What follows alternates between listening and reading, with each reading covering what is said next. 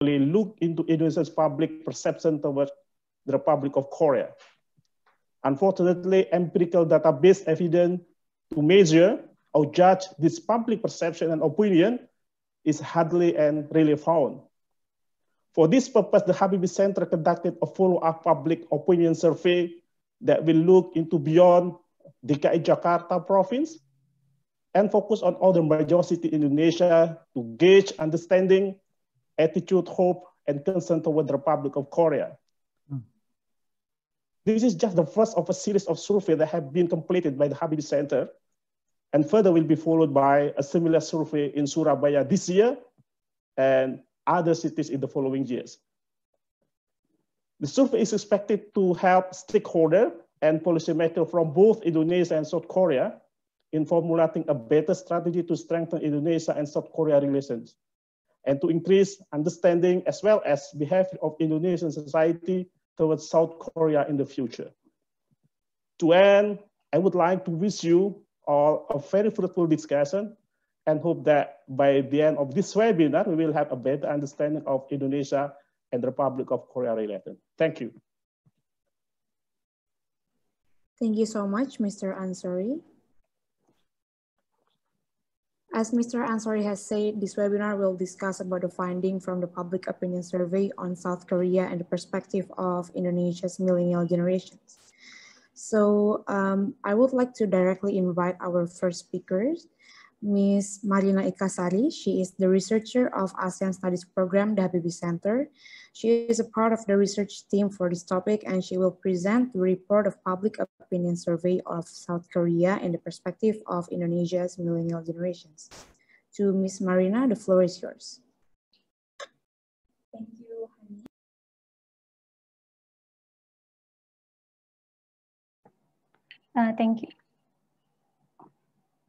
Thank you, Hani.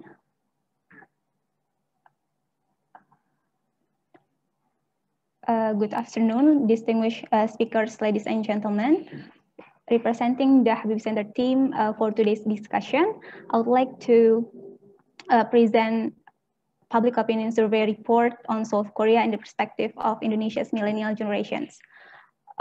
This presentation will be divided into several parts, such first for the background, the survey methodology, the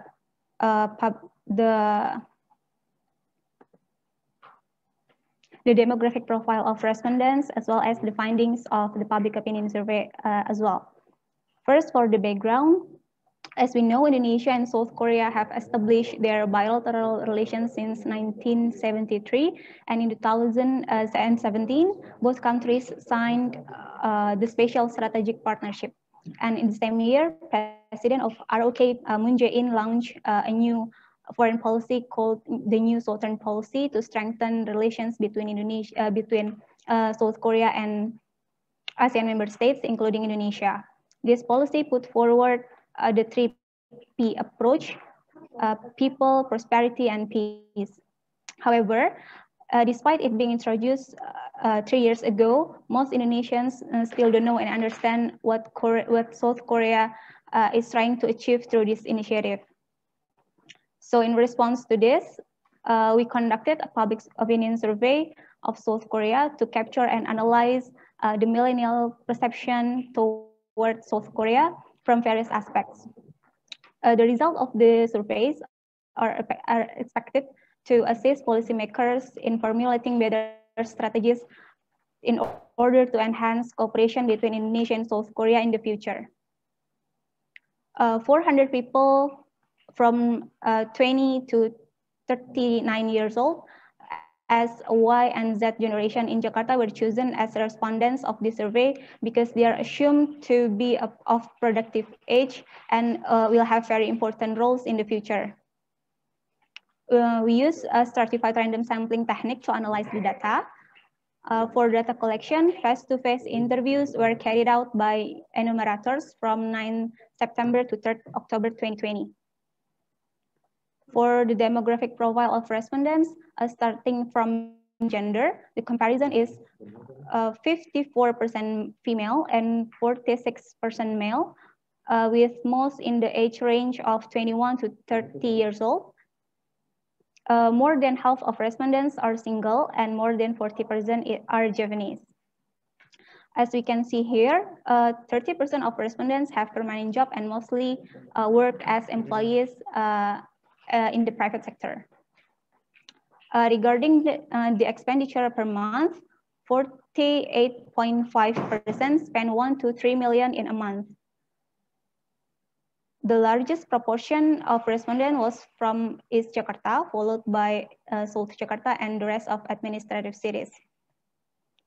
Now we move to the findings of the public opinion survey from various aspects, including from the economic, social, cultural, political, as well as bilateral relations.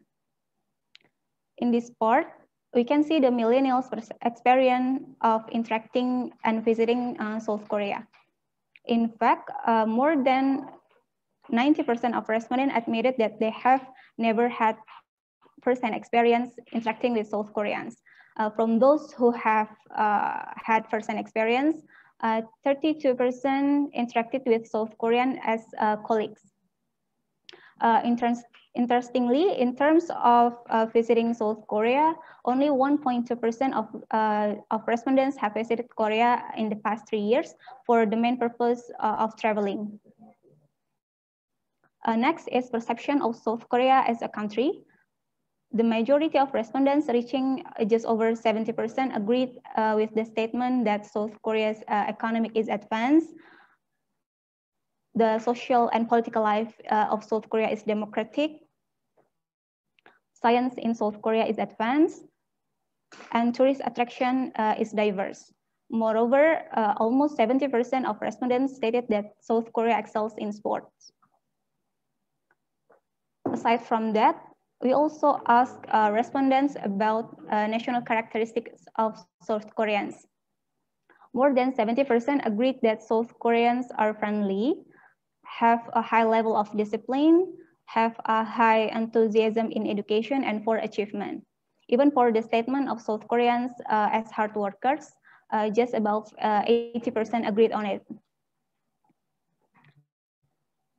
We also explored the millennials' perception in the socio-cultural aspects of South Korea. It turns out that the percentage of respondents who were not interested and who were interested instead in the history of Korea, Korean language, Korean food are almost at the same number with slight differences, just 1 to 7%.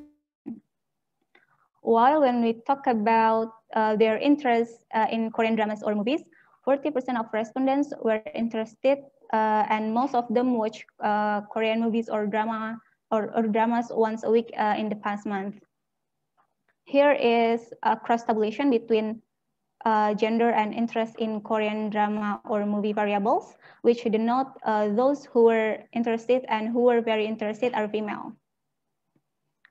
In contrast, more than half of the respondents were not interested in K-pop music, with only less than 30% were interested. For those who were interested, they said that they listened to K-pop songs every day in the past month.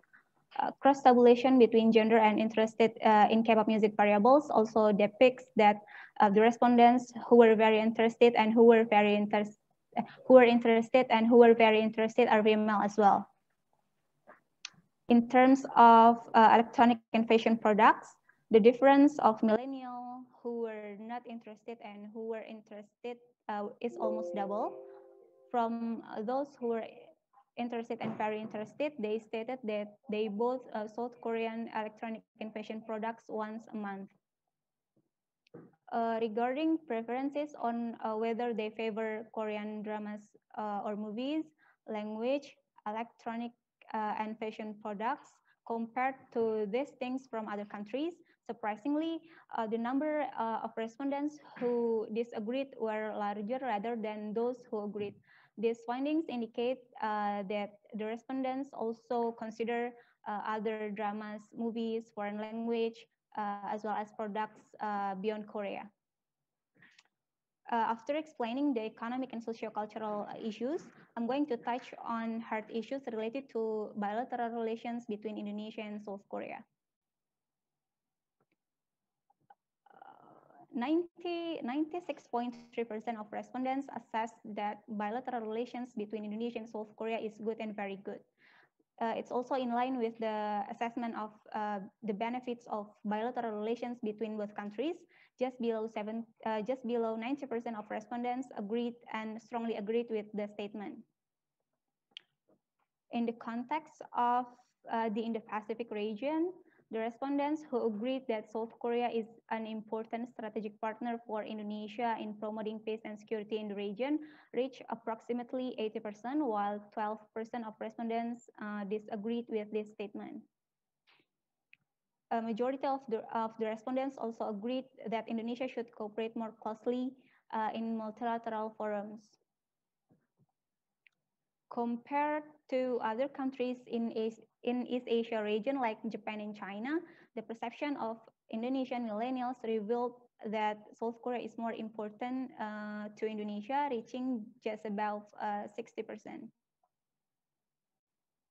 There were 4 main areas of cooperation which are expected to be enhanced between Indonesia and South Korea in the future, chosen by the respondents, such as the economy, trade, industry, education, technology, as well as military and defense sectors. We can also analyze from which media do millennials obtain information on South Korea.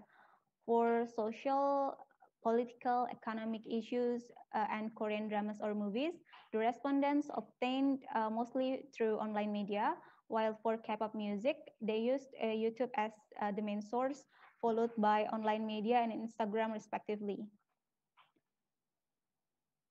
To sum up, here are main findings of the survey. Despite more respondents representing the Indonesian millennial generation having very limited experience in interacting directly with South Koreans or visiting South Korea, in general, they have a positive perception of South Korea. As we can see previously, their perception towards South Korea as a nation, character of Koreans, as well as economic, social, political, science, technology conditions tend to be positive. In obtaining information about South Korea, the results of this survey denote that Indonesian millennials have a greater tendency to access online platforms or digital media rather than conventional information sources. Regarding the bilateral relations between Indonesia and South Korea, most respondents considered that the bilateral relations between the two countries had been going well and brought the positive benefits to the Indonesian society. For the potential cooperation in the future, most respondents chose the economy, trade, industry sectors as the main area that should be improved between Indonesia and South Korea. It's also confirmed by a representative from the Coordinating Ministry of Economy when we had an in-depth interview. Both countries just signed the Indonesia-Korea Comprehensive Economic Partnership Agreement, or IK-SEPA, last month as an important milestone. The IK-SEPA will eliminate tariff up to 95% in trade, and hopefully it could increase trade volume and South Korean investment in Indonesia in the future. I end my presentation here and give it back to the moderator. Thank you for your attention. Thank you, Ms. Marina, for your insightful presentation about public opinion survey on South Korea in the perspective of Indonesia's millennial generation that has been conducted by the Habibie Center. I would like to remind the participants that you could ask the speakers by posting your question or comments through the live chat feature. Please tell us your name and institutions before the question.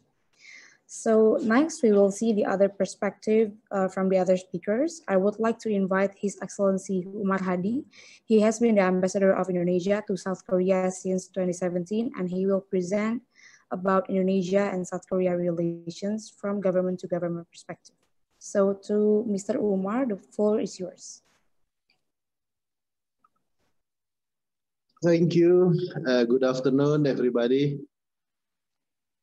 First of all, I would like to congratulate the Habibie Center, especially the team that conducted this public opinion survey. it's quite very interesting results. I should also like to express my appreciation to the Korea Foundation that has been very active in promoting bilateral relations between Indonesia and South Korea. And I think this initiative about conducting a public opinion survey among the millennials in Indonesia is a very good initiative and very timely. I hope and I expect that a similar survey will also be conducted in South Korea. That is to have a survey on public opinion in South Korea about Indonesia among the millennials here. I think these results of this survey will be very useful as a policy input for the two governments on how to promote further the relationship between the two countries. But if I may put some suggestions before I start my presentation, for the next stage of the survey in Indonesia, I think the location need to be broader. I heard that you will conduct another survey in Surabaya. I think that is a good start. But if I look at the number of Koreans living in Indonesia, about 60,000 of them, most of them live around Jakarta, not necessarily in Jakarta, but around Jakarta area, such as in Bekasi or Serpong, BSD, Karawang, Purwakarta. Also, Surabaya has a big population of Korean. Therefore, maybe interactions between these millennials and South Koreans living in Indonesia would be more than 6-point-something%. On the other hand, as we know, there are about 40,000 Indonesians living in South Korea. The majority of them are migrant workers, and most of them are originated from Central Java. Cities like Tegal, Cilacap, Purworejo, nearby Yogyakarta. So I would think that many millennials in those smaller cities in Central Java and East Java, they would have more interactions with South Korea, especially those who had been working as migrant workers in South Korea. So I think that's my suggestion for the next stage of the survey. Now, let me start by saying that as the Indonesian ambassador in Seoul, I cannot be happier to see the stage or the status of bilateral relationship between the two countries today. From opening diplomatic relations in 1973 to establishing strategic partnership in 2006. And since November 2017, we entered a special strategic partnership. For South Korea, there are only two countries with the special strategic partnership status. One is Indonesia, the other one is India. Why special? I think that is the question many people ask. To me, it is special because, first of all, the two countries share similar values, norms, and principles when it comes to democracy, human rights, and market economy. And also the two countries share the vision about the importance of international cooperation, multilateralism, to promote peace in the region and in the world as a whole. Secondly, the two countries have this special partnership because there are complementarities between the two countries.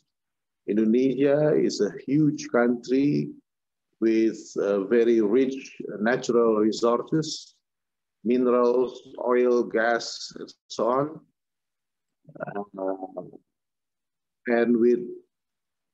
While South Korea is an advanced economy with high technology and mature capital accumulation.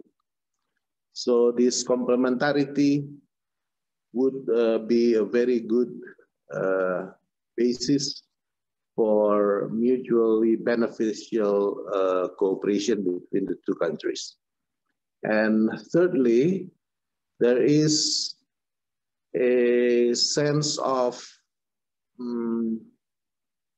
how do you say it, common interest and common mutual interest when it comes to demography. Indonesia has a very big young population, while Korea is, there are more old people in Korea than the young ones. So it's an aging society. So those three factors, I think, make up the background of why the strategy, the partnership between the two countries is special. Now, what are the focus on the special strategic partnership? Basically, it's about people, it's about peace, and it's about prosperity. So this is basically more or less in line with the policy in South Korea called the New Southern Policy. I think it was already discussed by the first speaker. One of the main focus in the past 3 years is to try to get more strategic and quality investments from South Korea, because quality and strategic investments, meaning not only capital, but also, most importantly, technology. So we have been able to work on quite a number of investment projects. Some of the most interesting ones are, for example, POSCO in steel industry with Krakatau Steel. We expect to produce 10 million metric ton of steel by 2023, which is good because 3 years ago, Indonesia only produced 1.5 million metric tons of steel. So with the investment from POSCO, we expect to produce 10 million metric ton of steel a year, which is very important to support our development in the manufacturing sector. And then Lotte Chemicals also already invested $6.5 billion in a petrochemical complex in Cilegon. This complex will, this factory, this chemical plant will produce ethylene and polypropylene, if I'm not mistaken, the two chemical components which are very important to support the manufacturing industry as well, because from those components you can, produce plastics, PVC, and so on and so forth. And then we have Hyundai Motor Company last year starting to invest in a car factory that will produce 250,000 units of cars. That's the capacity. But the important thing about this factory is that it will also produce electric vehicles, which is very important in our efforts to transform the Indonesian economy into a more environmentally friendly. And then the consortium led by Hyundai Motor Company and LG Energy Solution will build an end-to-end production of lithium battery and electric vehicles. So they will start from mining the nickel, because Indonesia has the largest nickel ore in the world. 25% of the nickels in the world is in Indonesia. So they will do the mining and then smelting and then producing the cathode and so on and so forth, up to the battery, lithium battery, and then the electric vehicles, and then the battery recycle. So it's a very big project with investment about 11 billion US dollars. Trade is another focus. As mentioned earlier, we just signed the Indonesia-Korea Comprehensive Economic Partnership Agreement. Hopefully it will start to work next year, this year, in 2021, that will reduce many of the tariffs for commodities for trade between the two countries. Hopefully it will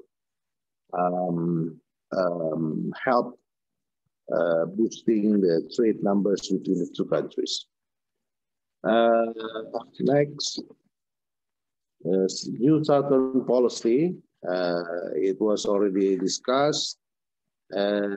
Actually, last year, because of the corona pandemic, the South Korean government put forward what they call New Southern Policy Plus, that would focus more on 7 key areas of cooperation.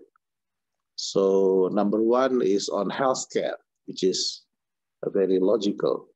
And then education and human resources development, interactive cultural exchange, reciprocal platform for business and investment, development of rural and city development, and then partnership on future industry, and cooperation in non-traditional security issues. This is the, so we will expect to have more engagements between institutions, companies in South Korea, with government, private sectors from ASEAN countries. And I expect that, I believe that Indonesia will do its best to work on these 7 key areas of cooperation. Now, following up the Spatial Strategic Partnership announcement between the two presidents, we initiated last year, 2019 or 18, the Young Leaders Dialogue. The 2019. Supposedly, 2020, we should organize the second Young Leaders Dialogue, but then because of the pandemic, it was quite difficult. But hopefully this year, because the first one was in Jakarta, hopefully this year it will be in South Korea. If the pandemic will be over, hopefully we can do it here, but if not, we will do it virtually. This Young Leaders Dialogue is very interesting because we gathered young people from the two countries, from different walks of life, and they engage themselves in a very productive and useful discussion. Next one, last year on 2019, we also initiated, it is called APIK, Asosiasi Peneliti dan Ilmuwan Indonesia di Korea. We established this organization in November 2019. It started with about 25 to 30 people. But in December, last December, we had the first anniversary of the organization, and it already included more than 250 people. Why I see this organization very important? Because one of the most important things that we want to get from South Korea is the culture of research and innovation. And it turns out that already in South Korea, quite many young Indonesians working in research facilities in the Korean government, in the universities, even in private sectors. And I think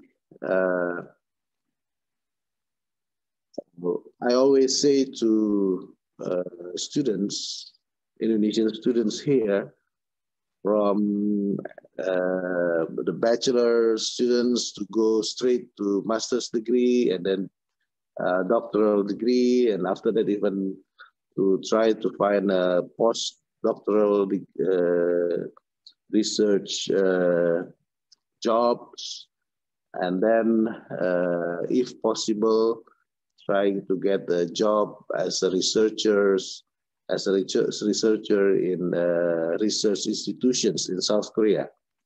And I think the more young Indonesians doing that, the better.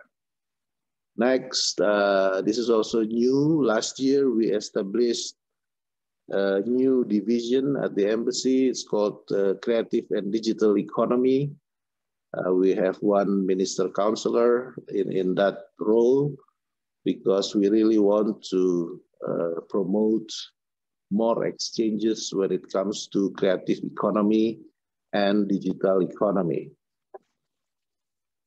Last one, at the embassy, we initiated 3 big transformations. First one is a transformation in safety, security, and health. The second one is transformation in digital transformation. The third one is green transformation. Why? Because during the year 2020, we realized that adaptation is important, but actually it's not sufficient. It's not enough.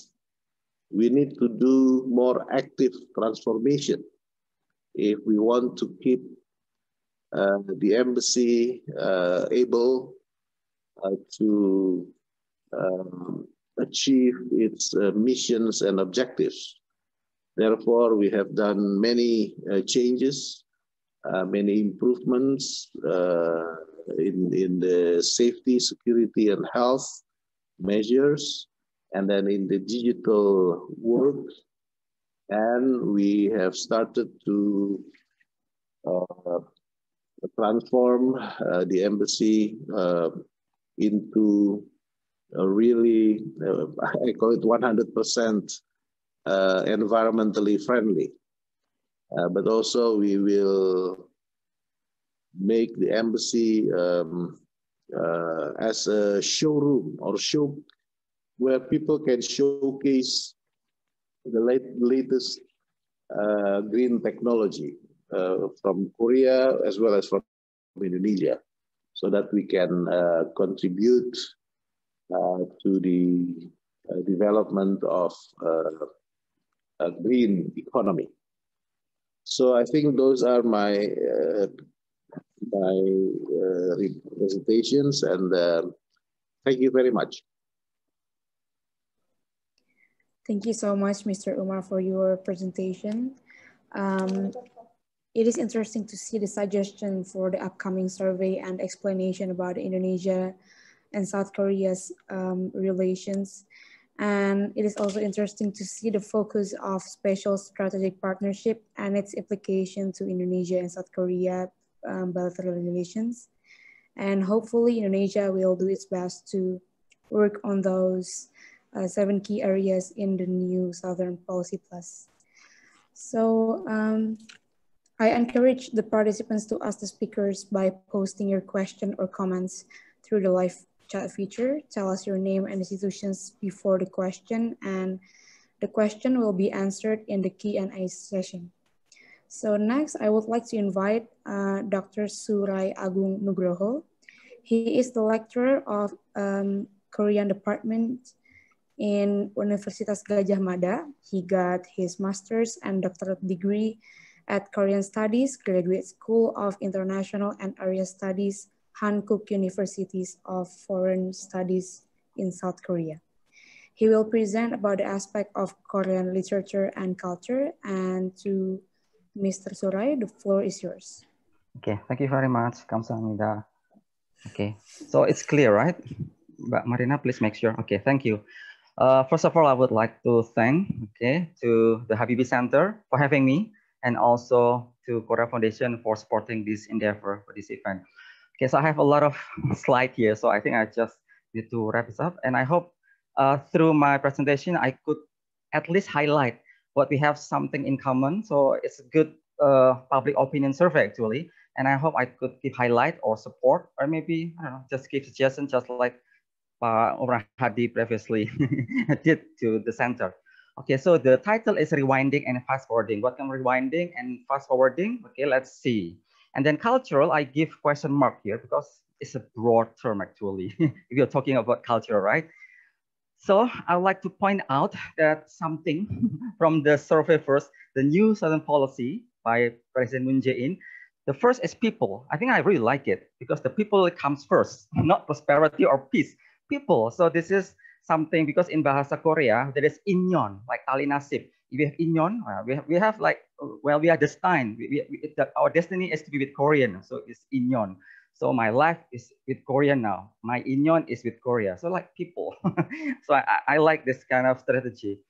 So, and then culture relation. In my class, it'll take 1 semester or 2 actually. So I don't think 15 minutes is enough.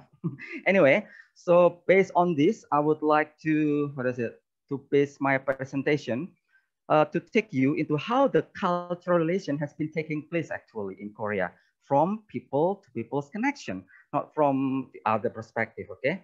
So by doing this, I hope it will give you an insight. So what is cultural relation?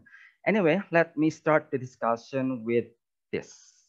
Have you seen this, everyone? It's viral now. Okay, I know that everyone in Indonesia are talking about this, right? Rewind Indonesia 2020. You have been seeing this, okay? You have been seeing this. Now you see faces that you know, and then wow, okay. Now you are sparkling. I know that you are thinking fast, and then who this is, and then oh, I have seen that one. And then this picture, I just screenshotted this one, okay? And then Lati, and you know, right? So, and then Blackpink, wow. So what was all that about? And what's the fuss about it? That it becomes the trending #1 in YouTube Indonesia for the whole week. Today, it's 21 million views, everyone. You know it, right? I'm sure most of you have seen this. If you haven't, just check it out, being Indonesian. In less than a week, it's 21 million. I think it's becoming 22 today. I'm not sure. And then why is it trending and why I use it as the opening of my presentation? Okay, now well, take a look at this, everyone. Here is Han Ji Pyong. Okay, who's team Han Ji Pyong? And then you know there is Nam Dusan. And then ada Mas Kuara Romit di sini ya, and also Han Sol. So they are included in Indonesia Rewind 2020, 3 Korean. What about this one? Here comes Indonesia's now boy group, okay, Unity, dancing to BTS Dynamite. So everyone, and there is the mesh of Flati and Blackpink covered by Indonesia's Black Panda. So it is a great mess up. So we're not talking about cinematic, right? See, this is what we see this week. If you haven't seen this, check it out. So what does Indonesia's YouTube Rewind 2020 tell us, everybody? Okay, this is very important. So one thing for sure is that the cultural influence from Korea has never been greater than now, everyone. Okay, whether you agree or not, this is what's happening, right? And then take a look at the survey again. So we've seen this, right? Through online media, more than 30% the Indonesian youngsters, millennials, are using YouTube and online media to search for Korea. So more than 30, okay, that from Ms. Marina just presented earlier.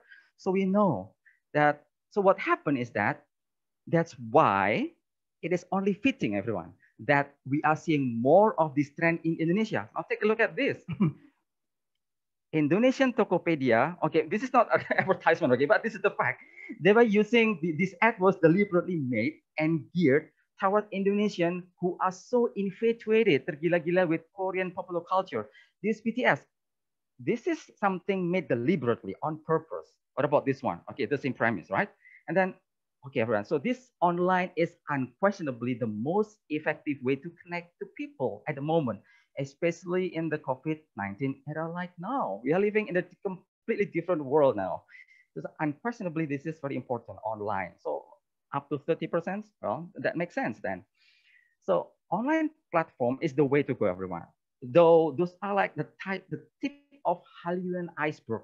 There are more to talk about K culture than those.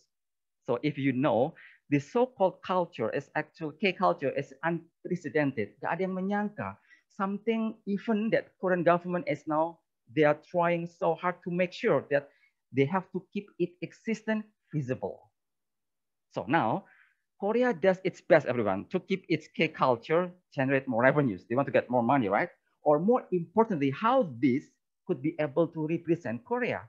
The question is, everyone, could it or should it be the face of Korean image? Or could it be used to assist people to people relation? So remember all those BTS and everyone, could it be used to assist people to people relation? So I'd like to rewind. Okay, what has actually been shaping Indonesia and Korea's cultural relation in a broader sense? Okay, ada warning di sini ya. It may look trivial, mungkin sepele, or even some controversial, but this is what people connection is all about in the borderless era, everyone. Otherwise, we may overlook. Kalau nggak saya ungkap di sini, some people may find it so trivial, sepele, we don't have to talk about it. But we may not overlook the value of people-to-people connection in the borderless era. Now, mungkin dia janggem? No, this is so tiny, not this one. This movie? No, not this one. Or BTS? Oh, well, okay, but also a tiny part of a bigger picture. So what is it then? What is it? This culture between Indonesia and Korea? To answer this, there is no exact answer. Well, one thing for sure is that we cannot define or see our bilateral ties from the mere popularity of K-pop or K-drama. No, it's too small. There are many more than those. There are many more than just K-pop, everyone. More than that, if we are talking about cultural relation between these two countries. So let's start. Let's rewind that you may have been missing in understanding our bilateral ties. It could also be possible that we are, or you, everyone, you, me included, or Pak Hadi juga, that we are actually the actors playing a part in this bit. Maybe some of us may not take it seriously, but Anda semua, everyone, you Indonesian or you Koreans, actually we are the actors. Now let's take a look from the Korean side. You know Mas Romit, okay? Talk about Indonesia. You know him from his YouTube, and then Mas Abang Day, okay. Oke, annyeonghaseyo, Indonesia sarang hana namja. Saya cowok yang suka Indonesia. And then Sunny and Chris, Korean girl at heart, but Balinese at heart. I'm sorry, Korean girl, but Balinese at heart. Okay, you know them. If you don't know them, just check them out. And then, so there are these Korean people also react to the Rewind Indonesia. So there are so many people in the Korean people who are using YouTube, okay, who are using YouTube to connect to Indonesian people. And there are more views, right? Many views from Indonesian side. So this is what I call, maybe it look trivial, mungkin sepele, but maybe not. And then salo, these Korean youngsters, they make this salo. Okay, salo means Southeast Asian hello. They are reacting to movies and then to culture from Indonesia, Malaysia, Thailand, from ASEAN countries. And they are actually targeting ASEAN people. Well, if controversial, because they know there are millions more people in ASEAN than in Korea. So I'm so quote unquote, okay, quote unquote, they want to generate value from the people of ASEAN. Okay, it may be controversial, but this is what is happening in the borders area. And then Nona Rosa, you know her, okay? Saya Rosa yang orang Korea yang merindukan Indonesia. Well, more. And then Bandung Opa, and then more. Okay, I think I'd better stop here, everyone. There are so many YouTubers. Love it or hate it, these are happening. To some extent, they are bridging, the connecting among Indonesian and Korean people. Okay, take it or leave it. Love it or hate it, they are existing in the borderless area. Okay, in the YouTube, and you know them. Right, so it means the 40% Indonesian being surveyed may have found this platform, okay, 40% as a way to connect to Korea. They may not been able to connect Korean directly. Okay, mungkin yang maybe in Cibinong, in Tangerang, just like Pak Umar Hadi, because they work in Korean companies, maybe they meet Korean people. But those in central area in Jakarta, they may have never been able to meet Korean directly, but they see them through online platform. They may also bump them into these channels. This is what we call, maybe this is what we call by 40% of this survey. So take a look. We have 260 million, having one of the safest millennials on the planet, meaning they are constantly, Indonesian people, constantly hooked into online world. So walaupun 40%, even just 40%, that translates into 100 million people. What a huge market it is. See, Mr. Umar Hadi, you're right. 40% is 100 million people, twice or the double of the Korean population. What a huge market it is. So now let's take a peep into other examples. Okay, KBS. Now they set up their own YouTube, KBS World Indonesia with YouTube, everyone. Check it out. Okay, and then there are many Korean TV. They come to Indonesia, they produce program, they go to Bandung, to other cities, to Jogja, to Bali, to other parts of the island in Indonesia. They have their battle trip here. So Indonesia has become a lucrative market because if they being recorded or make the program in Indonesia, a lot of people will see this. Well, both sides actually will beneficially got advantage. It's like promotional to Indonesia as well. Side. And then mukbang, and it's mukbang Indonesia. There are a lot. Now, get ready, everyone. Okay, there are so many more that I want to show you. Let's take a look at Indonesian bookstore. Look at this. There are so many books on Korea Indonesian. Just go to any bookstore in Indonesia, online, be it online or offline. You will see this, kamus, buku Indonesia Korea. There are a lot. Assalamualaikum Opa. This is, wow, it could not have happened in China. Assalamualaikum Opa only happened from Indonesia, only in Malaysia. Okay, Assalamualaikum Opa. This is the hybrid, the breeding. Okay, what comes out from the mutual relation, cultural relation between Indonesia and Korea. And then so many K-pop attack, and then you just check them out by yourself, everyone. And then we have to mention about translated Korean novels. There are a lot in Indonesian. Okay, Kim Jeong Lahir 1982 is a very good movie. They make it into a movie, and it's available in Bahasa Indonesia, and it's sold online. Hanggang, Vegetarian, one of the best novel from Korea. You have to read it, and it is also in Indonesia. I Want to Die, but I Want to Eat Tteokbokki, also in Indonesia. So more and more books with diverse topics in Korea are translated or written in Indonesian, everyone. So take a look at this. But Korean wave, kebudayaan Korea, Korean culture, and then mostly about Korean language. It's all available now. This is unthinkable, even like 20 years ago, 2 decades ago. Yeah, unthinkable. And then enough with the books. Now let's get into the academic ties. Everyone, you know that currently there are 4 universities in Indonesia, UI, UGM, UNAS, and UPI.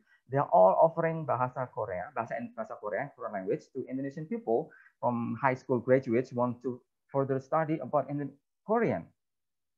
What about in Korea? There are 2 universities, okay, in HOOPS and PUS, Busan WD and Hanguk WD. Everyone knows this. I'm going to make it quick because there are more. I'm just going to give you highlights. What is happening in the shaping and the cultural ties. Then this is from the picture from Busan WD, Busan University of Foreign Studies. And then like the flip side of the coin, everyone, Korea also attracts Indonesian students to dig into direct cultural experience. They go to Korea to study and then they experience Korean life. And then they make their own YouTube channel. Kehidupan di Korea sama mahasiswa. Previously, I show you, right? I show you about Korean commenting about Indonesia, and then this Indonesian commenting about their lives in Korea. To check them out. This is also a cultural ties in the virtual world, and it's happening. Unthinkable a few years back. And then more Indonesians, they are experiencing transnational academic heaven, Korea. Korea, like 25 years ago, was not be one of the 5 countries to go to for international study. But now, a lot of Indonesian youngsters are competing to go to Korea. Yeah, this is true, everyone. And then on the other hand, it is also seen Indonesia, our country, is also seen as a country to experience unique cultural exposure by some Korean students through Dharma Siswa. Okay, Dharma Siswa, if Korea has KGSP, Korean Government Scholarship Program, Indonesia has Dharma Siswa. And vice versa, these Korean students, they are documenting their life in Indonesia. Look at this and more. And you know, mungkin this is that I know, Mas Chite, this is in UGM. By looking at this is what has been happening in the past few years, everyone. Yes, this is what has been happening. Now let's move on to another trace of Korea-Indonesia academic relation as experienced by another member of society, Albakori. This is an association of Indonesian Korean language courses. So there are many courses or Hankuko Hakwon in Indonesia who teaches Korean language to migrant workers to be. There are a lot. We have to know that Korea-Indonesian people-to-people relation view from migrant point of view should not be overlooked when we are talking about cultural relation about our country with Korea and Indonesia. Migrant workers. Okay, in Mr. Umar Hadi's presentation, we also see, right? And at the bottom, I saw it that a migrant worker is one of the most important factors between people-to-people relation. Yeah, it is true. We could not overlook their existence. In this case, there are a mere fact about 35,000 Indonesian migrant workers living and working in Korea. They portray the interdependence of both countries. And before going to Korea, they need to keep brushing up their Korean language competence to make sure that Indonesia, meet the standardized quota required by Korean government. So they have to learn Korean, this kind of things. And so it's no wonder, everyone, that the book itself, the book on Korean language, also on the rise. One of the book like this. This is only one part of the books. And there are so many books. And so does the demand for Korean language course for migrant workers to be in Indonesia.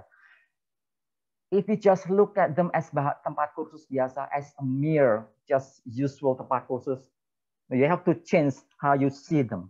This is the fact that Korea has a close relation to Indonesia because there are so many Korean Hakwon. There are so many Korean language courses scattered across the country in Indonesia. This is the fact. What about food diplomacy? Ini makanan, ya Rabun. If you go to Ansan, Ijongbu, in other satellite city in Korea, you will see warung baroto, harung city, and other warung that sells or cater the needs of Indonesian people or in Korean people who want to taste Indonesian food in Korea. What about in Indonesia? The same. Daftar restoran Korea halal based on UI. So if you see this is what is happening in our countries. Sorry. I think everyone, talking about Korea and Indonesian culture relation will only lead to never-ending array of aspects, so many things. So I better get back again to the so-called culture, Korean culture that many Indonesians may think of when it comes to Korea. Sekarang, budaya Korea. What comes to Indonesian people's mind when we talk about budaya Korea, Korean culture? K-pop. Is it wrong? Luckily, it should be not like that, but that's the fact now. That's the fact, K-pop or K-drama, but that's the mere fact. Now the problem are, can K-pop or K-culture be accepted by the people of Indonesia or in the world in the following years to come?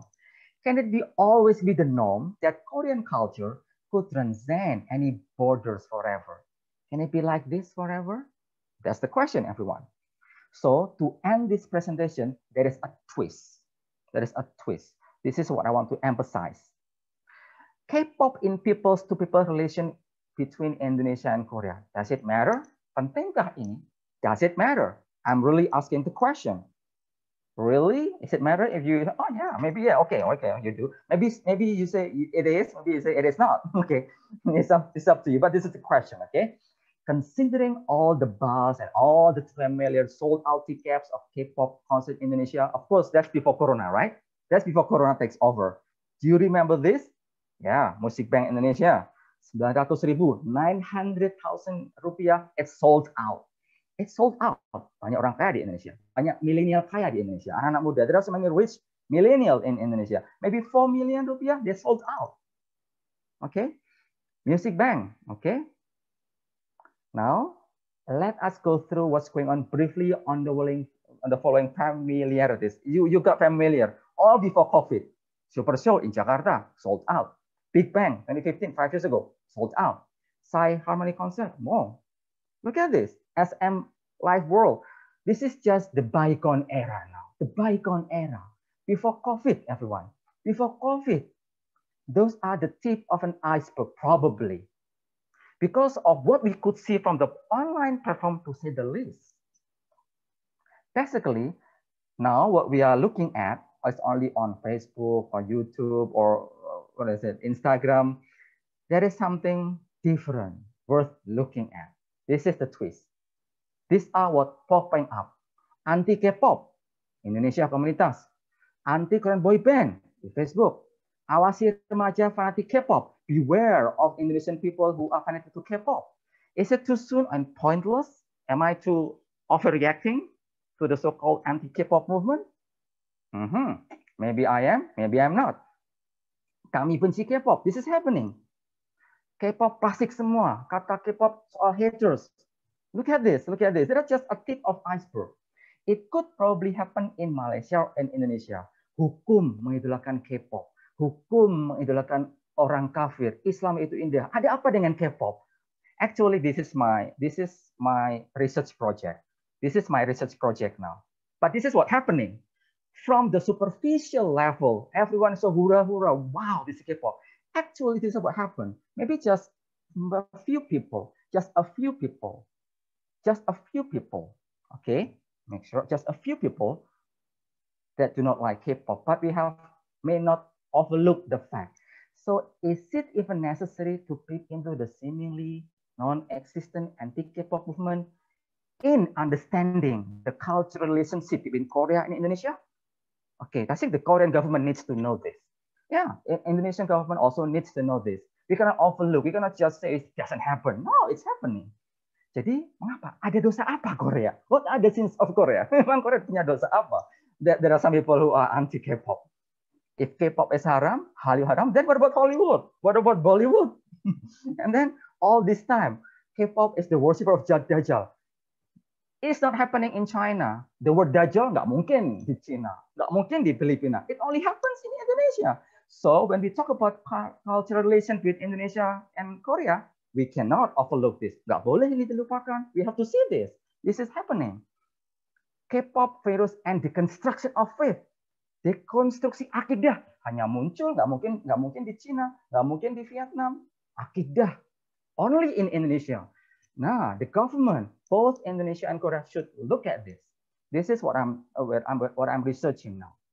Cannot be overlooked. So, well, can we say that for almost 2 decades, Hallyu in Indonesia has been positively or superficially, hanya di permukaan saja, well received? Think about that.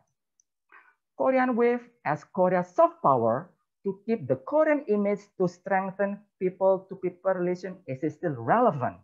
Okay, I want you to think about this, everyone. What about the oversaturation? Saturasi saja udah bahaya, apalagi oversaturated. Lama-lama bosan bagaimana?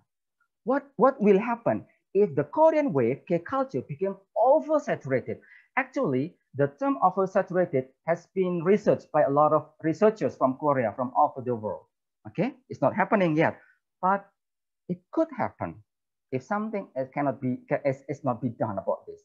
So it's a big homework, everyone, a huge homework for Korean government, maybe to Indonesian government as well, to make sure that it keeps paying attention to other countries' culture or cultural sensitivity, to make sure that K-pop is not a one-way cultural interaction, not one way, but it should be two-way.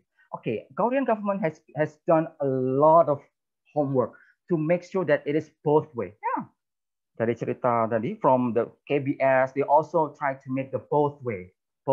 This is a very big and bold job or homework that both government must do.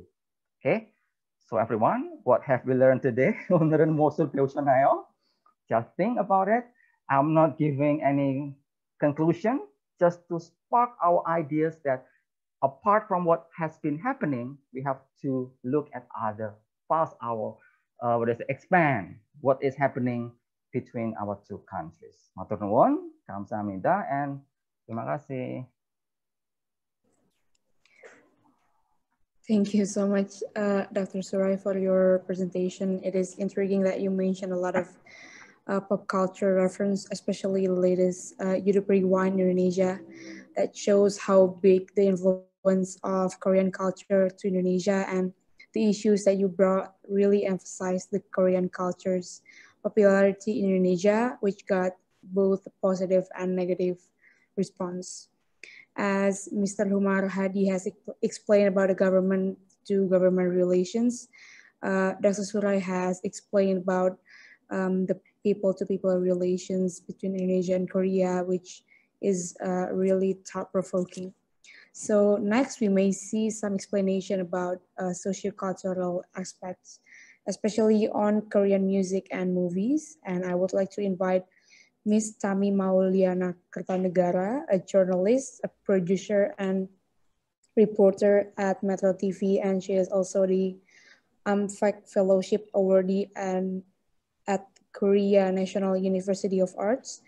And to Ms. Tami, the floor is yours. Okay, good evening, everyone. Thank you for having me today at Habibie Center. Thank you so much for inviting me today. Together with the Korean expert, it's an honor for me to be here with Bapak Umar Hadi, Pak. It's been a while, ya, Pak, since our work together for the documentary and the vlog. Bapak Suray, ada Miss Marina also. And yeah, today in this pandemic era, we're talking about the Korean wave. You know, the Korean wave, we all agree that has become a global phenomenon, especially in this pandemic era. A lot of my friends who never watched Korean drama before, during the pandemic, they start enjoying Korean drama, right? Who disagree with this? Like everyone, like really talking about Han Ji-pyong and Nam Do-san, like everyone around the world, I think, especially in Indonesia. Yeah, because they really know how to attract people, in Indonesia with really great stories, good visual, good camera angle, pretty actress, handsome actor, and everything like it is same. How can I say? It's like a whole package that we can enjoy it much during the pandemic era, because everyone like stay at home, they don't have work like they don't go to work like before, so they enjoy, they entertain themselves to release the stress, so they start enjoying the K-drama. Yeah, the Korean really know how to attract the global market by their entertainment industry. But first of all of the successful of the Korean wave is not an instant way. They really work hard for that. I did an interview with a representative from SM Town Entertainment, thanks to Bapak Umar Hadi because of him. So we can arrange the interview with one of the representatives of the SM Town back in 2017. So the SM Town told me that the Korean idols spend their daily life to work hard, like really hard every day. So I don't want to talk that much. I want to show you my video related to Korean wave. Also my interview with SM Town Entertainment.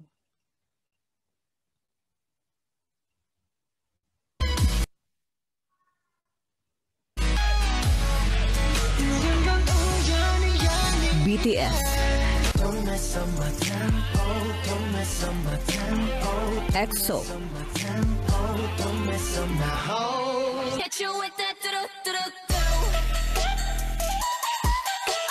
Blackpink,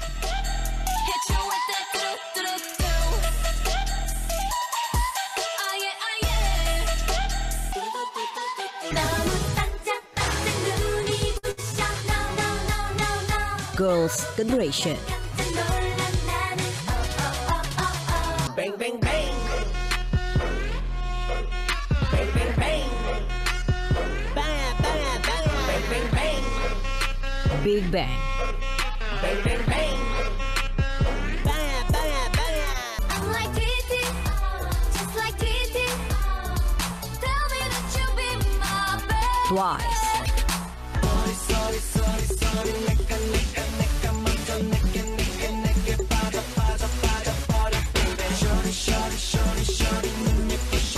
Super Junior,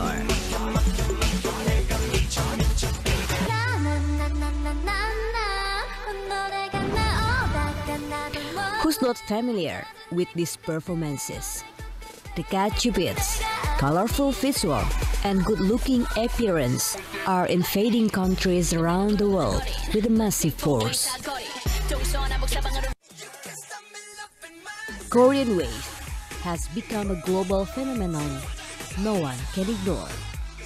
Carried forward by the internet and media, is now getting more and more popular among the younger crowds. South Korea, the country is known for taking hard work and discipline to the next level, has spreading their K-pop culture to all the planets. 내 안에 당신이 가득하고 춤추매요. They arrange and train their human resource for dozens of 좋아했던 years. 친구들처럼 멀어질 수도 사라질 수도 없어요. 나는 온통 Korean 찬성해. wave has been a blessing for Korea, its business, culture, 내가 and country image. 당신이 잠드는 그날까지 당신 곁을 지킬게요.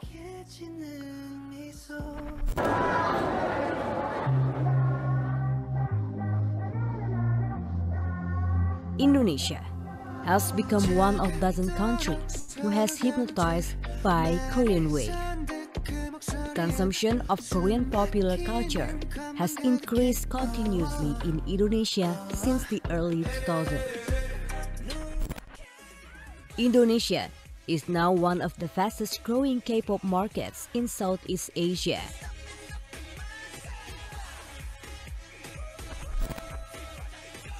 To dig more about the successful of human resource in entertainment industry, I met David from SM Town. David explained me how hard SM Entertainment train their talents. Train them since they're very young. So some trainees train maybe up to 4 or 5 years. 4 or 5 years? Yes. And then they start debut? Yes, before they debut, sometimes they train for more than 4 years, 5 years. Until so 5 years. that's how much time and energy they spend to become a celebrity. Just, you know, walking, even speaking, languages, all of these are things that, you know, we have to create for these celebrities. So, you know, they try to start at zero. You know, of course, they train very hard since they're very young. ISM Entertainment invests a lot of time, a lot of money into building up these celebrities. You know, exercising a lot, practicing dancing. So a lot of that is very, very important for these celebrities to become who they are right now. Korea put their hard work for dozens of years to spreading Korean wave globally. Indonesian ambassador to South Korea, Umar Hadi, explained to me that the global success of Korean wave didn't happen by accident. The education is one of the key of successful Korea. Nah itu di mana-mana saya bertugas, saya selalu museum ya, sekolah-sekolah seni saya kunjungi. Nah di Korea ini sudah ada 2 atau 3 saya kunjungi. Disitulah saya mengerti kenapa apa yang disebut Korean Wave itu begitu masif dan bertahan sudah cukup lama. Jadi di sekolah-sekolah seni inilah tidak hanya diajarkan atau orang itu mengembangkan keseniannya, tetapi juga mengembangkan kesenian sebagai komoditi industri. Jadi kalau di sini ya, misalnya di sekolah seni itu bukan cuma orang belajar nari atau nyanyi atau drama, tetapi ada yang pendidikan mengenai suara, tata suara, mengenai teknologi panggung, mengenai teknologi video. Jadi lucu, di sekolah seni tapi ada laboratorium mekanik. Jadi orang bikin robot, bikin apa laser apa itu ya di sekolah seni. Jadi semuanya lengkap ada di situ ya. Juga manajemennya ya, untuk manajemen artis dan sebagainya. Jadi saya sadar bahwa ini sesuatu yang berjangka panjang, bukan kagetan. 쉼없는 창작의 길을 이끌어가고 Korea 있습니다. has put education at the center of long-term development strategy. 세계 최고 수준의 교육 환경이 University of Arts in South Korea has become more popular. They're developing the students to continue this huge entertainment industry. Yeah, that's one of my work with Bapak Umar Hadi. It's like I interviewed him in minus 20 degrees at the time. Remember that, Pak Umar Hadi, in winter.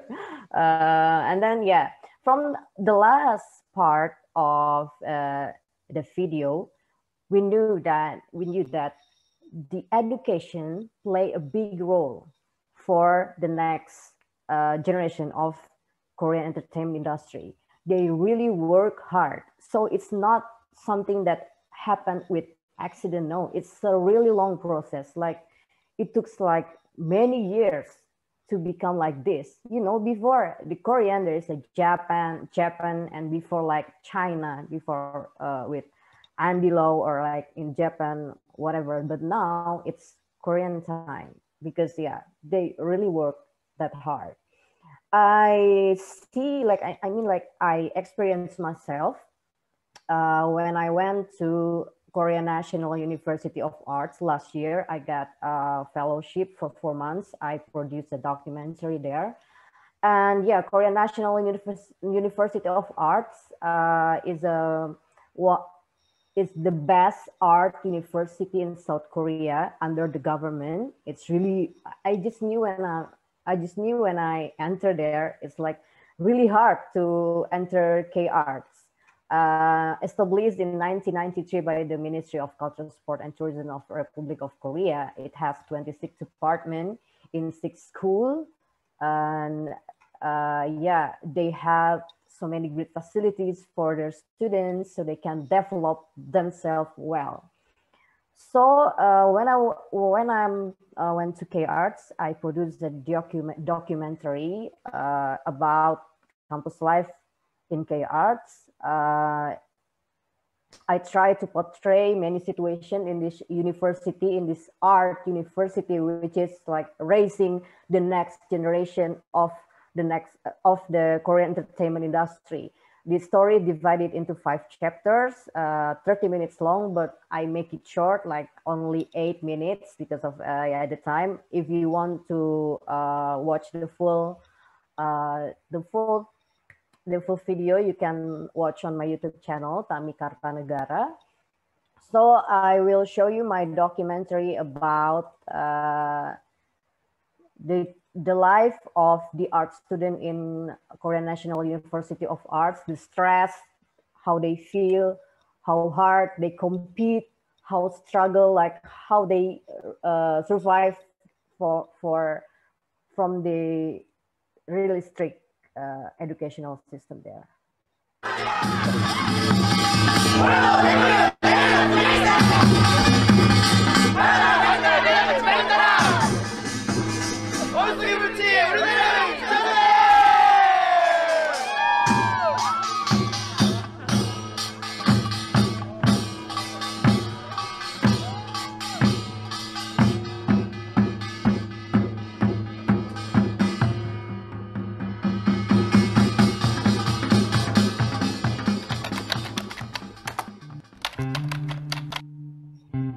Couldn't experience the real university life. No drink, no dance, no trip, only for work and homework. It was terrible. I cried, you know. Sincerely, I cried. I cried in first grade. Have you ever feel like stressed or depressed? Every When you feel it? Well, it's every day, every hours, every minute. So we don't express it very easily. Hiding it or try to control it. It's hard. I was very stressed and depressed because I thought that time a year was very big. The surgery could have made me a stronger person because I know now what not to do, and if I do something, I will get injured. What is going on in this school? Why are they all saying they feel so stressed out? Are they enjoying university life as well? What is really going on here?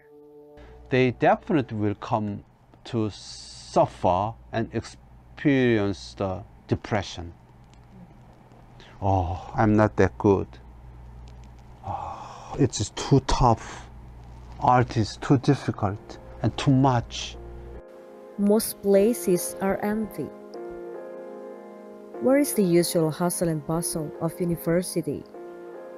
Why is everything so quiet here? Where is everyone? This school is like temple, and we're like all monks, you know. Many of my friends also coming from another area ask me where's the students, because it's an art school, and I always reply, yeah, the students are there, not here. As I told you, they are always suffer from the homeworks, their own private projects.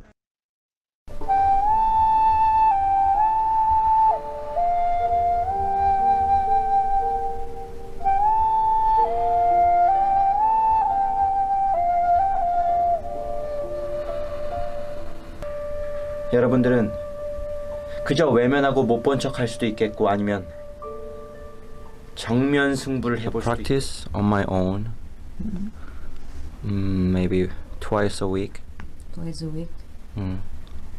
A little more than an hour. My rehearsal is usually 3 or 4 hours, 5 days a week.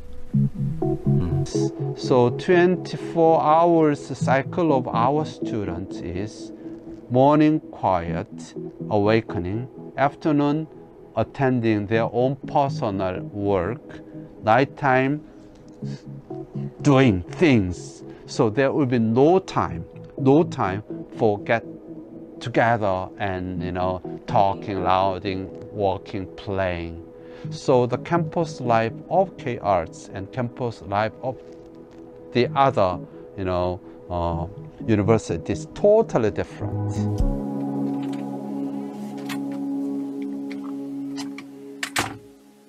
Let's begin exploring K-arts.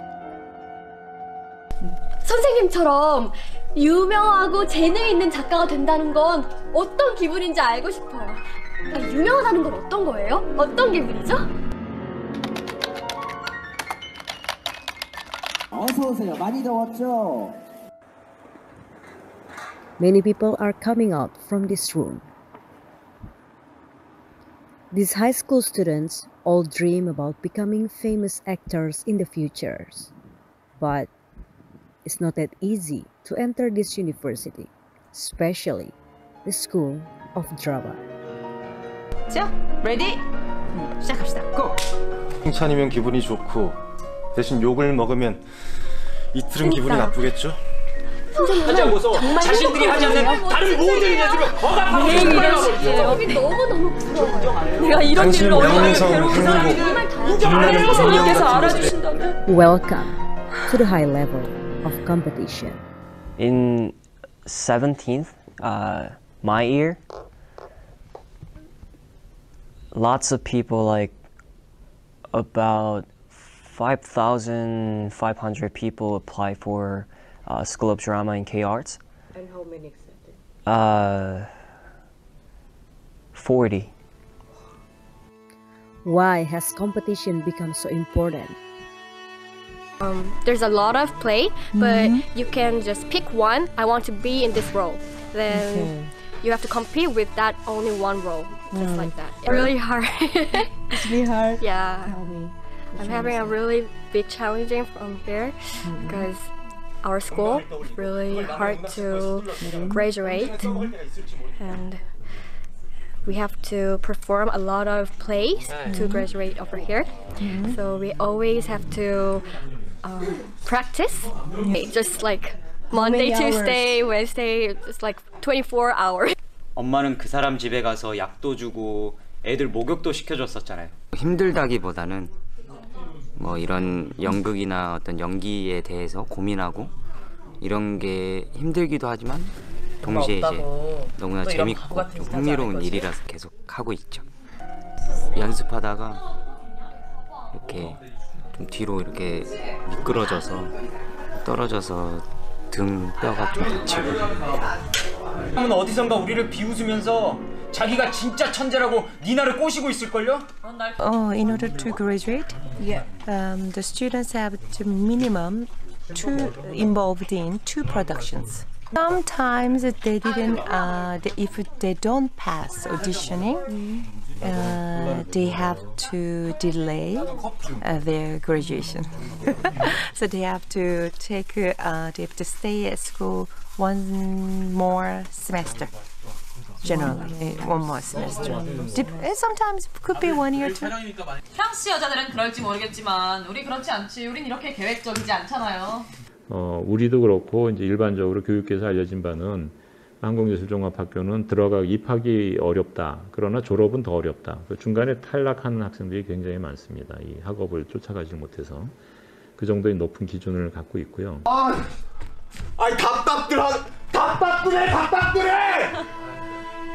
보세요 부인. 전 부인의 재능에 감탄을 하고 부인을 위해서라면 제 목숨에 10년, 20년 다 바칠 수 있습니다. 하나, 둘, 셋.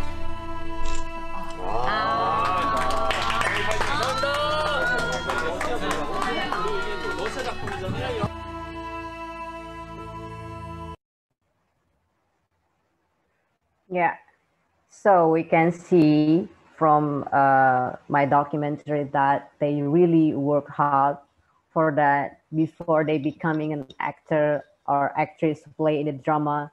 They feel like stressful every day, like crying in the first semester. And yeah, the huge difference is that I feel when I was there, like, you know, the environment of university in Indonesia, you know, with every corner in university, we have like a lot of people there, like they are gathering, they are playing guitar, or even they like playing cards, or they talking to each other. But not happening in K-Arts. They really take this like seriously.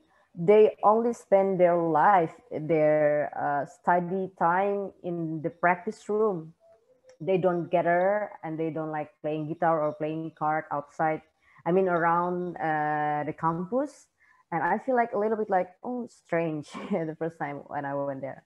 But then, okay, I know that it's really, really hard to graduate from the K-Arts and everything. So yeah, we can see who's the alumni of the K-Arts. Panitia bisa, saya tadi udah bikin siapa-siapa aja. And nah ini, so here's the alumni. There is a Park Sodam from the Parasite, Lee Suk-yun from the Parasite, Crash Landing on You. And then there is the World of the Merit, the main actor, and then Kim Go-eun, and then Suho EXO. They are all from the alumni of K-Arts. So yeah, for all of that, so we knew that they really put an effort, and the government support them, so they can spreading widely globally until now. But yeah, as Prof. Suray told before, it can be like over, but we don't know when. I hope we still can strengthen the relationship between two countries. Yeah, because this year also I will go to Korea to learn more about Korean language with Korea Foundation program. So yeah, that's all from my side, my presentation on music and idol and film, and how they struggling with all of the education, art education, to be the next generation of Korean entertainment industry. Thank you so much. Thank you, Ms. Tami, for emphasizing about Korea's effort to develop their culture and music as a tool of diplomacy through their education and training system. That was a very insightful to know how much work that Korea has done to produce this Hallyu wave that has become really popular not only in Indonesia but also globally. We are now entering the question and answer session. We already have one question. For those who still wants to ask a question, please tell us your name and institutions, and type the question by posting your question through the live chat feature in YouTube. So the first question we have is from Miss Andini from Unhan alumni. She asked, what area of cooperation should be enhanced or more be focused by two countries so that both countries can enhance each other's existence? That is the question from Miss Andini. Okay. We will proceed by that question first. Please, Mr. Umar Hadi, if you want to answer first. Thank you. I just want to focus on one area, that is technology and innovation. I think this is very crucial.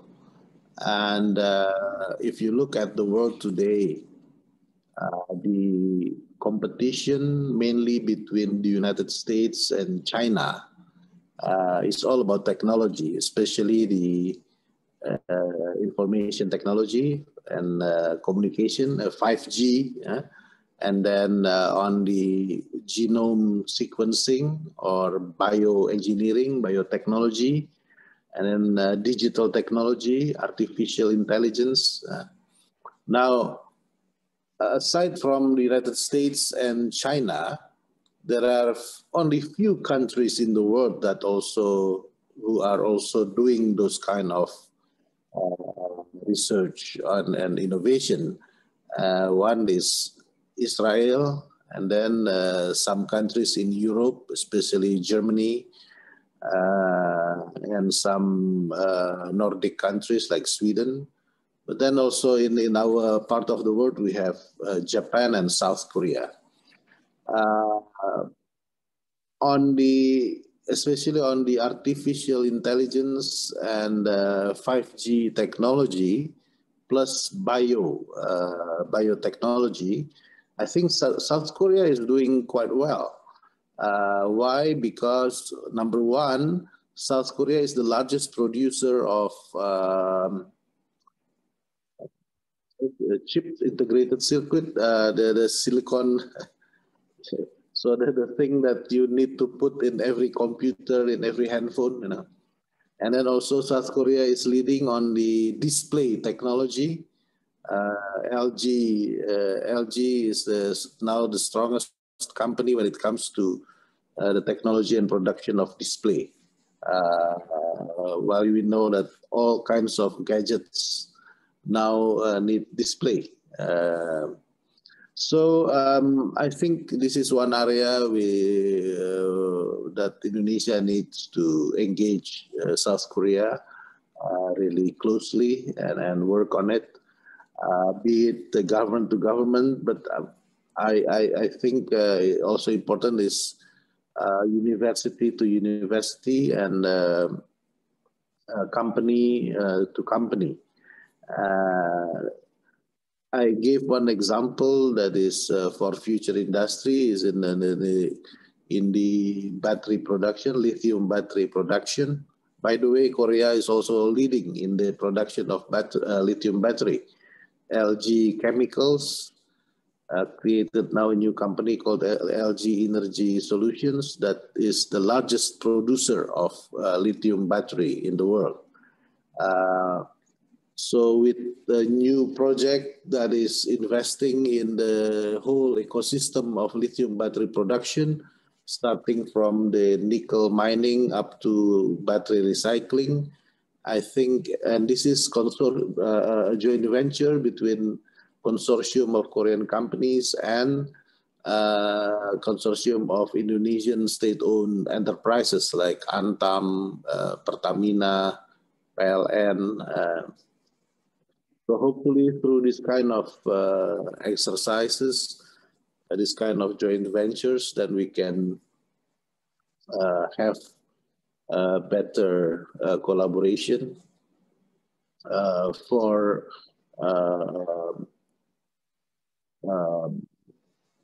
working on the next technology. Because right now, if we keep on playing or trying to catch up, we will never catch up. It's better to get into a totally new, something for the future so that we can be also a leading country in a certain technology. Thank you. Thank you so much, Mr. Umar. Technology is indeed very important to be enhanced, especially during this era. Next speaker to answer may be Dr. Suray. Do you want to add some comment on the question? Yeah, thank you, Mbak Andini from Muhan Alumni. Yeah, there are a lot in my mind, but I think I just want to talk about what's currently happening in my department. It has something to do with the continuity of our students. Okay, so in terms of academic relation between Korea and Indonesia, during this COVID era, okay, yearly on an annual basis, we could send like more than 10 or 15 students to Korea. This is only from Gajah Mada, not to mention other universities in Indonesia, but simply because of the COVID. But now, starting from 2021, okay, this year, Korea has started opening up about receiving Indonesian students to Korea, despite the fact that, well, COVID is still happening in Korea. But Korea has done some step, okay, precautionary step, that they have rules that all students must undergo quarantine for 2 weeks, okay, with the support from the university, either from the university or from the Korean government, either way. And then vice versa, usually, annually, we also receive Korean students to our university. But this year, we have, okay, this is not my part actually to talk about this, but this is what has been happening. So far, they want to go to Indonesia, but they do not know what to do. Maybe they don't want to because they think that it's much better to be, or they feel safer in Korea. But some people want to go to Indonesia. This is not like an uneven, not unbalanced situation at the moment. This is how I see it. We as Indonesian students, we could send Indonesian students to Korea, but at the same time, we are not able to receive the student from Korea. So this is not my, I don't know how to solve this, but Umar Hadi can add about this. This is what happening. So the only way that we could tell them is that they could go online. But the problem is some students want to go to Indonesia. Maybe like the 1 year of 2020, they just want to get, I'm sorry, the fed up being isolated at home, just want to go out. And then not to mention about the social work. We have the social work activities. One of the requirements for some students in Korea, they have to go abroad and then to get certificate because they do some social work in other countries. And then because of COVID, they cannot do that. And then they've been looking for that. And this year, what they can do is that they can do social work by online. They are doing it this January and February in my university. Social work by online. Simply because they are quote unquote desperate to do that. They have to do this quote social work in other countries, not in Korea. And then they have to do that. So this is something that we need to focus on. We government to government, Pak Umar Hadi. We cannot do something about this. But so far, we can do only this by by agreement between you to you. But among universities are different. So this is not answering the question, but this is something that we should be more focused about. While we're still in the first few days of 2021, this is going to be the trend. What's going to happen between you to you relationship among universities between Korea and Indonesia? Okay, itu mungkin Mbak Andini to give you some ideas that I have in mind. Thank you so much, Dr. Suray. The next speakers, please, Ms. Tami, if you want to add some comments about this question.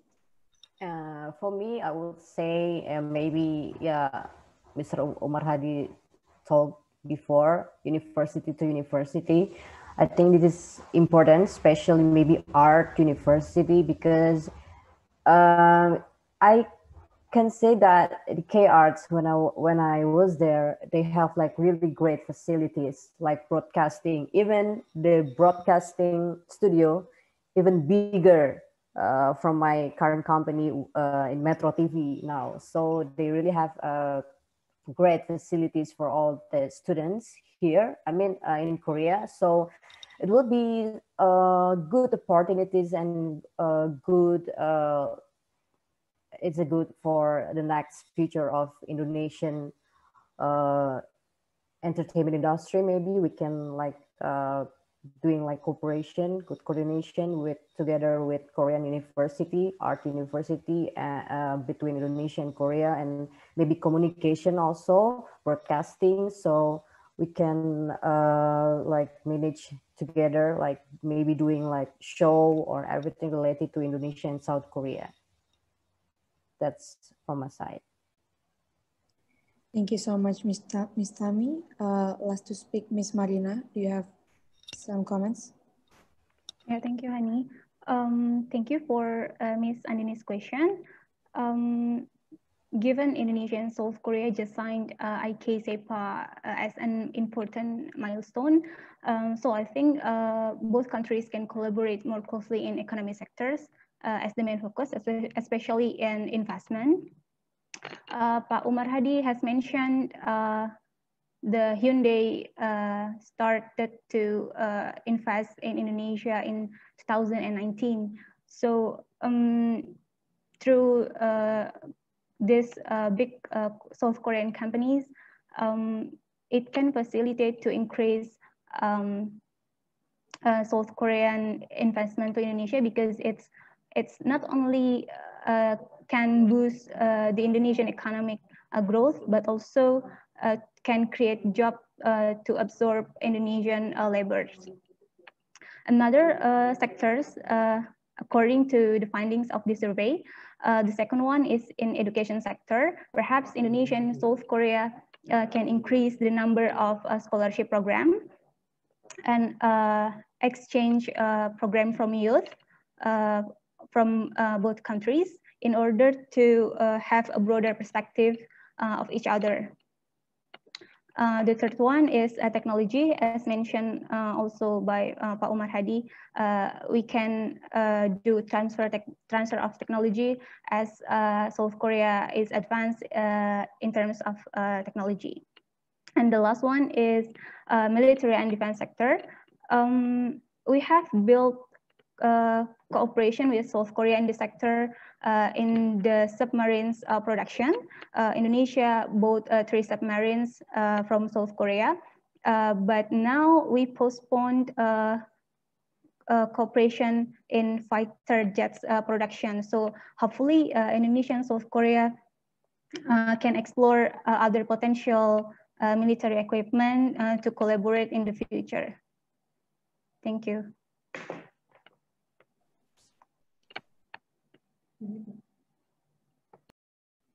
Thank you so much, Ms. Marina. The second question is actually from me. I think we have to address the elephant in the room with the development of the current pandemics.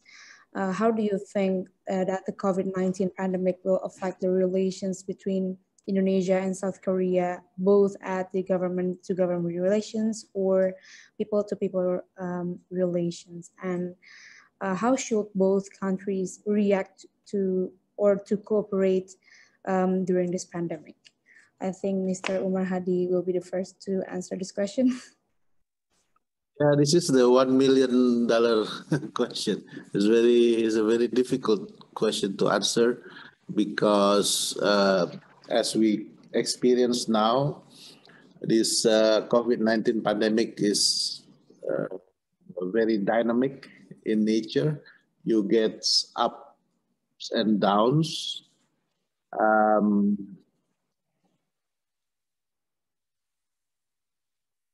But in principle, I think the challenge is not only in the bilateral relationship, but I think the challenge is more on the global nature. How countries choose their path. Because I think there are 2 basic questions that we need to answer first. Number 1, whether governments try to keep international cooperations during the pandemic, or they only want to take care of their own people.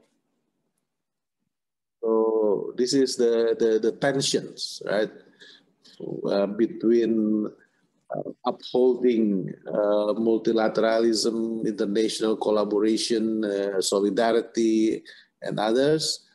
At the same time, each government really needs to take care of their own population. Number 2, the second question, whether governments want to be, whether governments try to become more autocratic, to have more control, so that easier to have some sort of order among the population to control the pandemic, or governments try to empower its populations, their population, the citizenship, the citizenry, the citizens, the community to address the pandemic together. You see, so number 1 and number 2, both very difficult tensions. And we see now different countries, different way of dealing with these 2 tensions. Now, Indonesia and Korea, in principle, the 2 countries share similar ways of looking at the issues. On the first tension, both Indonesia and Korea promotes international cooperation. Both Indonesia and Korea promotes multilateral endeavors in addressing or managing the pandemic. Even South Korea, until today, South Korea has never closed its doors. While other countries are closing their doors in the name of protecting its own population, South Korea until today, they have never closed the door, but they have a very strict health protocol when you enter South Korea. So the first tension, both countries are in the same wavelength, the same frequency. That's why Korea, since early in March last year, already decided that Indonesia is the priority country to receive assistance and all health equipments and all kinds of things related to COVID-19 pandemic. Now, the second tension, to uphold democracy or to become a little bit more authoritarian. I think in principle, also the two countries try to uphold democracy, a rule of law, and even try to empower the communities, sharing responsibilities so the government doesn't monopolize the responsibility, but both in Indonesia and Korea, governments try to encourage communities to be more active in together addressing and managing the pandemic. So that's the good news. Therefore, we can expect that bilateral cooperation between the two countries, of course, in real terms like trade, investment, inter-university cooperation, many things have to stop or to be postponed, right, because of the pandemic. But in principle, the links remains there. In trade, for example, 40% of Indonesian export to South Korea is coal, batu bara. Right? Indonesia is the second largest supplier of coal to South Korea. Number one is Australia.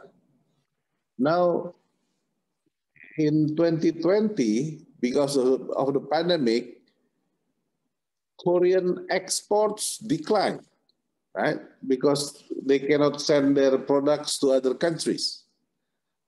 Therefore, many factories in Korea stopped production or slowing down their productions. Therefore, their needs of energy is also decreasing. Therefore, the electricity power plants, the coal-fired ones, 40% of electricity in South Korea is with coal power. But they are trying to reduce the use of coal. But now, because they don't need electricity need is declining, coal import also declining. So that's why the number of export from Indonesia to Korea in 2020 it declines quite significantly, more than 10%, mainly because of coal. So this is to be realistic. We have to admit there are things which are slowing down, but I think once we are going through the pandemic era, I think many of the foundations or the structures for cooperation are still intact, so we can continue even faster. But as I said in my presentation, what we need now is not merely adaptation, we need to have transformation. That's why the embassy, myself, we propose the three transformation. not only for the embassy, but this has something to do with going to the next stage of the bilateral relationship. The first is about the importance of safety, security, and health. Now, if you look at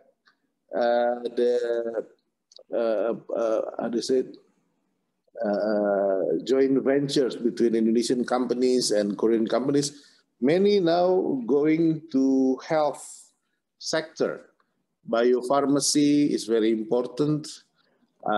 Medical equipment production is very important. So I've seen quite many companies now try to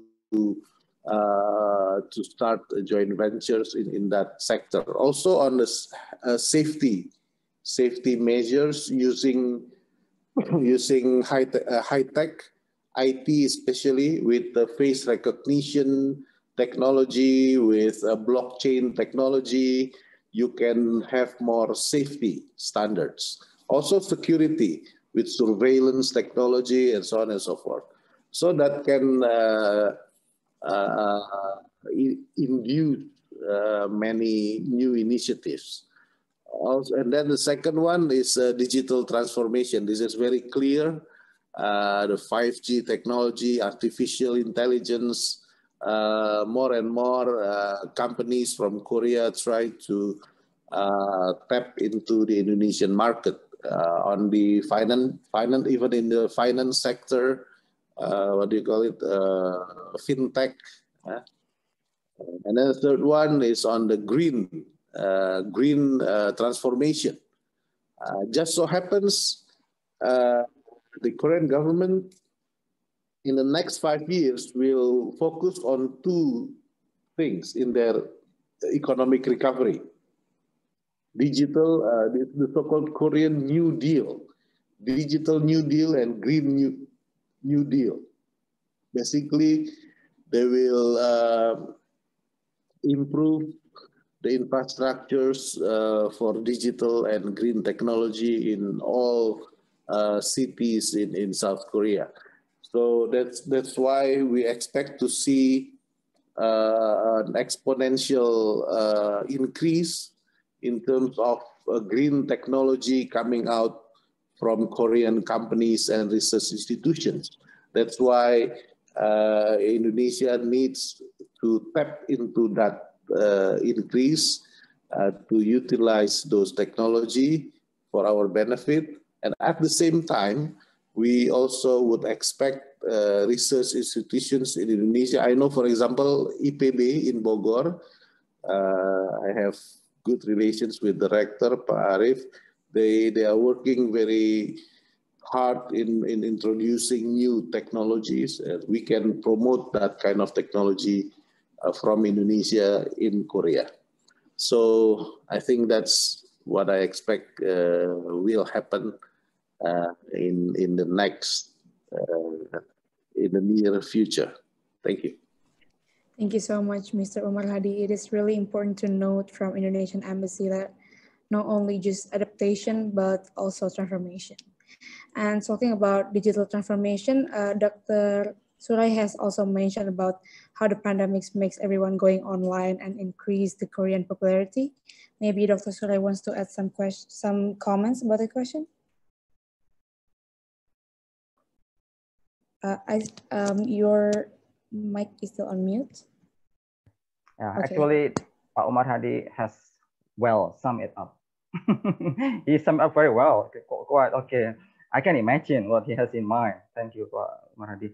Okay, if I could add, not related to that, I hope that the next survey that will be conducted in other cities apart from Jakarta, please make sure that the suggestion from Pak Umar Hadi will be negotiated or be discussed about at the Habibie Center, and also please make sure about whether you should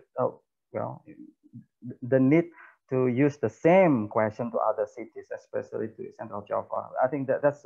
I just want to make sure that the Habibie Center will not forget that. Thank you, Pak Umar Hadi, for making sure about that. That's very important. Okay, thank you so much, Dr. Suray, for your advice regarding the next survey.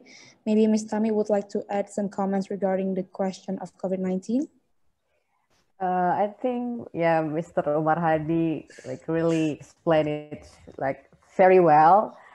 For me, yeah, I'm the one who maybe still get nervous too, because I will go on this September to learn Korean language.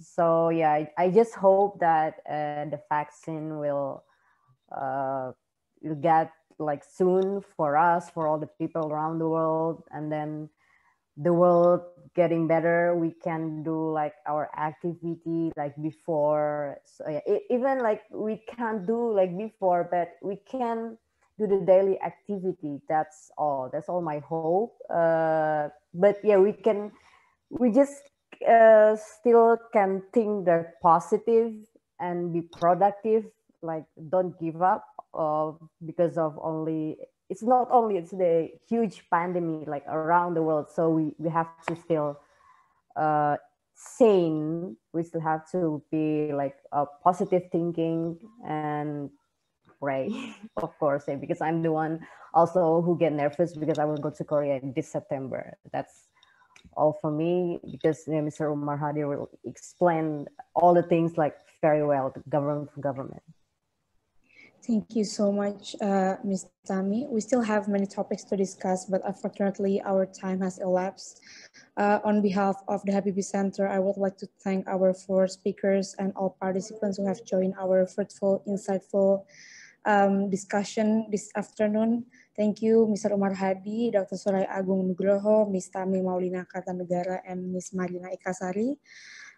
Thank you, everyone. Please stay healthy and safe, and stay tuned for our social media to know our next events, webinars, or research. See you next time. Goodbye. Bye. Annyeong. Bye. Kamsahamnida. Annyeong. Pak Suray. Kamsahamnida. Pak Ya, Suray Pak. bagi-bagi itunya ya, nanti apa presentasinya bagus tadi. Oh ya Pak.